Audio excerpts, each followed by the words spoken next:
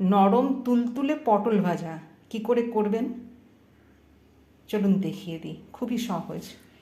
প্রথমে এই পটলগুলোকে ঘষে নিয়েছি দিয়ে তার বটিতে, তারপরে এগুলোকে পুরো অর্ধেক অর্ধেক করে চিড়ে দুই ভাগ করে নিয়েছি।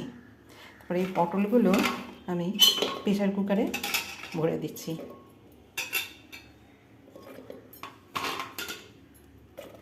এর মধ্যে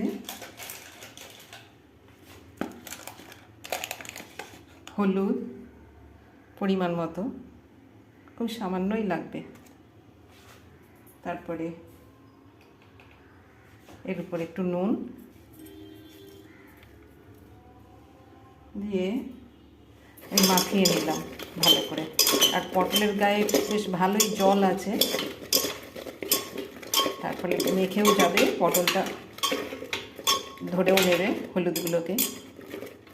তারপরে এটা প্রেসার কুকারে ঢাকা বন্ধ করে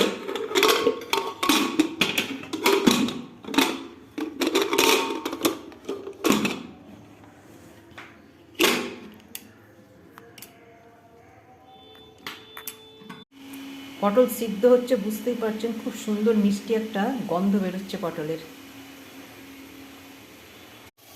পটলগুলো এরপরে তেলের মধ্যে ভেজে নিচ্ছি, উল্টে পাল্টে ভেজে নেব, তারপরেই পটল ভাজা তৈরি। পটলের গাগুলো দেখছেন ফ্রাই হয়ে গেছে, এবার উল্টে দিচ্ছি একবার।